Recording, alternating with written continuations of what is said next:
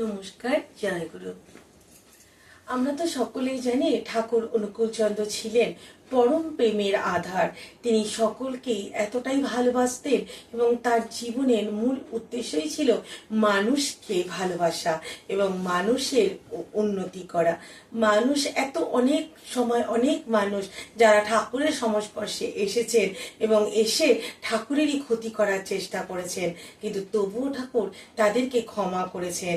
আজ এরকমই একজন মানুষের কথা বলবো, যিনি ঠাকুরকে মৃত্যুদণ্ড মৃত্যু পর্যন্ত দেওয়ার চেষ্টা করেছিলেন, তবুও ঠাকুর তাকে ক্ষমা করেছেন।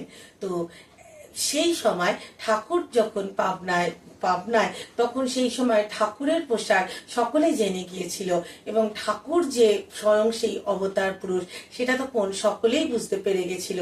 তাই দেশ বিদেশ থেকে বহু মানুষ আসতেন ঠাকুরের কাছে এবং পাবনা হিমায়তপুর গ্রামে তখন এক নতুন যুগের চলছে।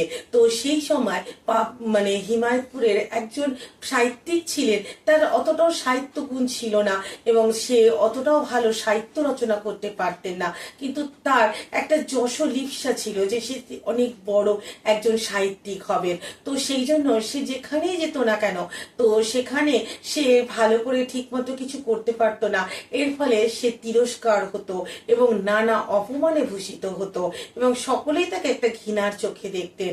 তো সেই সময় তিনি জানতে পারেন যে ঠাকুর অনুকূলচন্দ্র সকলকে আশ্রয় দেয়। তিনি ঠাকুরের কাছে আসেন এবং ঠাকুর তাকে প্রেম এবং ভালোবাসায় ভরিয়ে দিলেন এবং তার যতটুকু সাহিত্য গুণ ছিল ঠাকুর তার থেকে অনেক বেশি তাকে প্রশংসা করতেন এবং ঠাকুর সবসময় তাকে উৎসাহ দিতেন যাতে তার লেখা খুব ভালো হয় এবং ঠাকুরের সেই অনুপ্রেরণা, ঠাকুরের সেই সহযোগিতা পেয়ে তার সত্যি খুব উন্নতি হতে শুরু করলো এবং তার সেই লেখাগুলো আগের থেকে অনেক বদলে গেল। কিন্তু মানুষ তো বড় ক্ষমতালোভী, মানুষ তো বড় নিজের প্রশংসায় পঞ্চমুখ হতে চায়। তাই সেই মানুষটি ভাবতে শুরু করলো যে আমার অনেক ক্ষমতা, তাই ঠাকুর আমাকে প্রশংসা করে, এখানে ঠাকুরের কোনো গুণ নেই। তো আস্তে আস্তে তিনি দেখতে পাচ্ছিলেন যে ঠাকুরকে সবাই খুব মাথায় করে রাখছে। তো তার মনে একটা প্রতিহিংসা বা একটা হিংসা জন্ম নিতে শুরু করলো এবং সে আস্তে আস্তে সেই আশ্রমের আশেপাশে মানুষের কাছে ঠাকুরের নামে অপপ্রচার করতে শুরু করলেন, ঠাকুরের নামে নানা রকম নিন্দে করতে শুরু করলেন। সেই সময় ঠাকুর একটু অসুস্থ হওয়ায় কিছুদিনের জন্য কার্শিয়ানে গিয়েছিলেন পরিবর্তনের হাওয়া নিতে। তো সেই সময় তিনি সমগ্র হিমায়তপুরে প্রচার করলেন যে ঠাকুরের কঠিন ব্যাধি হয়েছে, ঠাকুর মারা যাবে আর তিনি ফিরবেন না। কিন্তু ঠাকুর যখন সুস্থ হয়ে ফিরে এলেন তখন তিনি আর সহ্য করতে পারলেন না, তিনি ঠাকুরকে মারার পরিকল্পনা করলেন এবং বিরাজ মোহন বলে একজন দস্যুকে তিনি ঠাকুরকে মারার মারার জন্য কিছু টাকাও দিলেন। তো একদিন সে নিরালা ভবনে ঠাকুর একলা বসে রয়েছেন, সেই বিরাজমোহন ঠাকুরের ঘরে ঢুকলেন ঠাকুরকে মারার জন্য।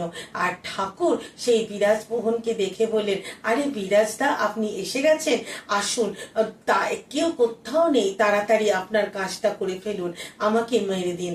তো সেই বিরাজমোহন সেই কথাটা শুনে এক মুহূর্তের মধ্যে তার যেন মাটির পায়ের তলা থেকে মাটি সরে গেল, কারণ ঠাকুরকে মারার এই পরিকল্পনাটা এতটাই গোপনে করা হয়েছিল যে কেউ সেটা ভুনাক্ষরে জানার প্রশ্ন নয়। তাহলে ঠাকুর কি করে জানলেন? কারণ ঠাকুর তো অন্তর্যামী, তিনি অন্তরের মধ্যেই বসে রয়েছেন, তাই অন্তরের কোনো কথা তাকে তো গোপন করা যায় না। বিশ্ব চোখের আড়ালে কি কোনো কিছু করা যায়? তিনি তো বিশ্ব ব্রহ্মাণ্ডের তাই বিশ্বচক্ষু তাকে চিনে ফেলেছিল।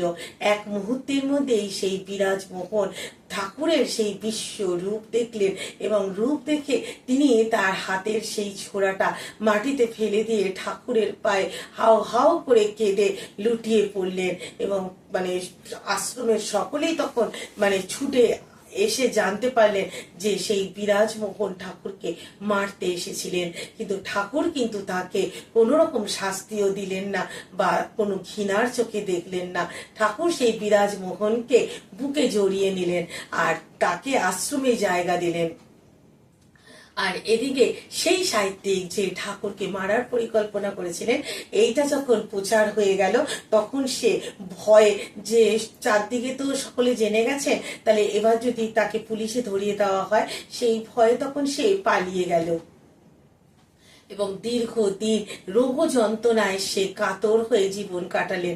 ঠাকুর কিন্তু তাকেও ত্যাগ করলেন না। ঠাকুর তার সমবেদনা, তার ভালোবাসা দিয়ে তাকে সারা জীবন ধরে মানে দেখেছেন এবং কিছুদিনের মধ্যেই যে এত বড় অন্যায়, যেটা যে মানে ঠাকুর তাকে এত জায়গা দিলেন, সেই ঠাকুরকেই তিনি মারার পরিকল্পনা করলেন, ঠাকুরেরই অপপ্রচার করলেন। তাই বেশি দিন আর তিনি এই পৃথিবীতে থাকতে পারলেন না, তিনি চলে গেলেন এই পৃথিবী ছেড়ে। কিন্তু সেই সাহিত্যিক চলে যাওয়ার পরেও ঠাকুর তার পরিবারের প্রতি সমবেদনাশীল এবং সেই পরিবারকে তিনি আজীবন দেখেছেন। এই হলেন ঠাকুর অনুকূলচন্দ্র, যার হৃদয় সর্বক্ষণ মানুষের প্রেমে কেঁদেছে। তার যে দীর্ঘ জীবনাদর্শন, সেই দীর্ঘ জীবনাদর্শনকে যদি আমরা পর্যালোচনা করি, তাহলে আমরা দেখতে পাই যে ঠাকুর মানুষের জন্য কি করেছেন, ঠাকুর মানুষকে কতটা ভালোবেসে গেছেন। তাই আমরা যখন তার দীক্ষা নিয়েছি, আমরা যখন তার আদর্শে নিজেদের জীবনকে চালাবো বলে ঠিক করেছি, তাহলে আমাদের প্রত্যেকের উচিত আমরা যেন ঠাকুরের আদর্শে নিজেদের জীবনকে চালাই এবং তারই পথে আমরা চলতে পারি। তবেই কিন্তু ঠাকুর খুশি হবে, তবেই কিন্তু আমাদের জীবন সুন্দর হবে।